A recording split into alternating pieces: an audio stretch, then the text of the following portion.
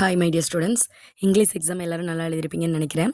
Next maths exam 8 days leave இருக்குது. இன்றைக்கி படிக்கலாம், நாளைக்கு படிக்கலாம் அப்படின்னு நினச்சி அந்த 8 டேஸும் வேஸ்ட்டாக போயிடும். ஸோ நீ இப்போ நாளைக்கு எக்ஸாம் இருக்குது அப்படின்னா இன்றைக்கி எடுத்து ஒரு புக்கு ஃபுல்லாக கூட முடிக்க முடியும். அதுவே இந்த 8 டேஸ் கழிச்சு தான் நமக்கு எக்ஸாம் அப்படிங்கிற மைண்ட் செட் எனக்கு இருந்துச்சு அப்படின்னா ஃபஸ்ட் டே எடுப்பேன், ஒரு லெசனை கூட கம்ப்ளீட் பண்ண மாட்டேன்.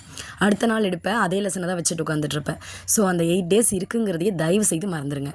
நமக்கு 3 டேஸ் தான் இருக்குது, அந்த 3 டேஸ்க்குள்ளே நம்ம போர்ஷன் ஃபுல்லாக கம்ப்ளீட் பண்ணணும் அப்படிங்கிற மாதிரி ஐடியா வச்சுக்கோங்க. ஓகேவா? ஸோ எல்லாருமே என்ன பண்ணுவீங்கன்னா, சோஷியலுக்கு டைம் கம்மியாக இருக்கிறதுனால இந்த டைமை சோஷியலுக்கு யூட்டிலைஸ் பண்ணலான்னு நினைப்பீங்க. ஓகே, கரெக்டு தான். ஃபஸ்ட்டு 2 டேஸ் மட்டும் சோஷியலுக்கு யூட்டிலைஸ் பண்ணிக்கோங்க. அப்பையும் என்ன பண்ணுங்கள் அப்படின்னா, சோஷியலே படிச்சுட்டு இருக்க வேண்டாம். போர் அடிக்கிற டைமில் நான் இப்போ ஒரு இம்பார்ட்டன்ட் 5 மார்க் கான்செப்ட்ஸ் கொடுத்துருக்கேன். இந்த கான்செப்ட் எல்லாமே ஜஸ்ட்டு நீங்கள் இது என்னென்ன கான்செப்ட்டோ அதெல்லாம் டெய்லி ஒரு கான்செப்ட், இல்லை ஒரு 1 hour சோஷியல் படிக்கிறீங்க அப்படின்னா அடுத்த ஒரு 1 hour அந்த மாதிரி இந்த கான்செப்ட்ஸ் எல்லாத்தையும் நீங்கள் நோட்டில் போட்டு வச்சுக்கோங்க. ஓகேவா? நமக்கு 8 டேஸ் இருக்கிறதுனால 8 டேஸ் படித்ததும் நமக்கு ஞாபகம் இருக்காது. ஸோ லாஸ்ட் டே நீங்கள் படித்ததெல்லாம் ரிவைஸ் பண்ணணும். அதுக்கு கம்பல்சரி நீங்கள் என்ன பண்ணியிருக்கணும், நோட்டில் ஒர்க் அவுட் பண்ணி பார்த்துருக்கணும். ஓகேவா? ஸோ இப்போ ஃபஸ்ட் லெசனில் பார்த்திங்கன்னா அந்த ஃபஸ்ட்டு 1.1 இருக்கும், A × B union C, A × B - C அந்த மாதிரி ஃபார்முலாஸ் வச்சு நமக்கு நம்பர்ஸ் கொடுத்துட்டு A செட் கொடுத்துருவாங்க, B செட் கொடுத்துருவாங்க, C செட் கொடுத்துருவாங்க. அதை வச்சு நம்ம ஃபைண்ட் அவுட் பண்ணுற மாதிரி கொடுத்துருப்பாங்க இல்லையா, ப்ரூவ் பண்ணுற மாதிரி. ஸோ அந்த ஷெட்லேருந்து ஒரு கொஷின் வரதுக்கு சான்ஸ் இருக்குது. அடுத்து f(x) கொடுத்துட்டு அதுலேருந்து டேபிள் ஃபார்மேட்டில் இல்லைனா செட் ஆஃப் ஆர்டர்ஸ் பேர்ஸு அந்த மாதிரி கொடுத்துருப்பாங்க. அடுத்து இப்போ தேர்ட் சம் நான் கொடுத்துருக்கேன் பாருங்கள், f(-3) ஃபைண்ட் அவுட் பண்ணுங்கள், f(4) ஃபைண்ட் அவுட் பண்ணுங்கள், அந்த மாதிரி கொடுத்துருப்பாங்க. அடுத்து fourth question F composition of G composition of H, இந்த மாதிரி கொஸ்டின். இதெல்லாம் ஃபஸ்ட் லெசனில் மோஸ்ட் இம்பார்ட்டன்ட் கொஸ்டின். இந்த 4 கான்செப்ட் தவிர வேறு எந்த 5 மார்க்கும் கேட்க முடியாது. அடுத்த செகண்ட் லெசனை பொறுத்த வரைக்கும் பார்த்தீங்களா, HCF கேட்பாங்க. 2.5 ரொம்ப இம்பார்ட்டன்ட், அதில் AP வச்சு நிறைய சம்ஸ் வரும். அதே மாதிரி சம் ஆஃப் சீரியஸ் 2.9 ரொம்ப ரொம்ப ரொம்ப இம்பார்ட்டன்ட். அடுத்து பார்த்தீங்கன்னா 5 + 55, அது மேக்ஸிமம் எல்லாருமே எல்லா எக்ஸாம்லேயும் அட்டன் பண்ணுற கொஷின் தான். இது ரொம்ப மோஸ்ட் இம்பார்ட்டன்ட் கொஷின். ஓகேவா? இப்போ நான் கொடுத்துருக்கிறது எல்லாமே இம்பார்ட்டன்ட் டாபிக். ஓகேவா? நான் இன்னும் என்னென்ன சம்முங்கிறத உங்களுக்கு மென்ஷன் பண்ணி கொடுக்கல.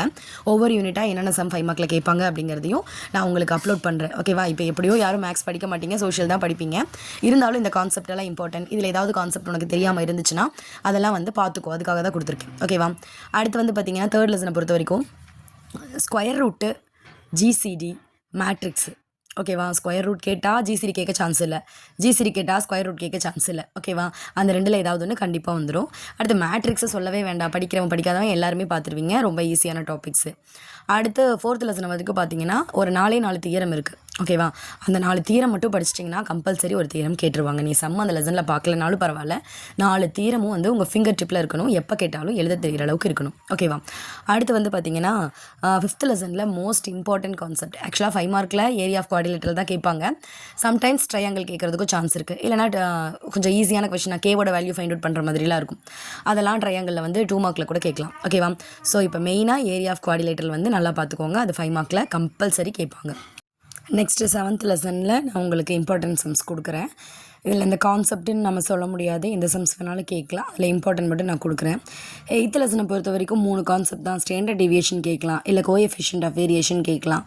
அப்படி இல்லை அப்படின்னா நமக்கு இந்த காயின் பேஸு சம்மு, பால்ஸ் வச்சு சம்மு, டைஸ் வச்சு சம்மு, இந்த மாதிரி கான்செப்ட்டு கேட்கலாம். இதில் ஆக்சுவலாக பார்த்திங்கன்னா ரொம்ப ஈஸியான லெசன் இதுதான். இருக்கிறதுலையே ரொம்ப ஈஸியான லெசன் இந்த லாஸ்ட் லெசன் தான். ஸோ படிக்க முடியாதுங்கிறவங்களாம் இந்த ஃபஸ்ட் லெசனையும் லாஸ்ட் லெசனையும் தயவு செய்து ஸ்கிப் பண்ணாத, எல்லாத்தையும் ஃபுல்லாக படிச்சுக்கோ.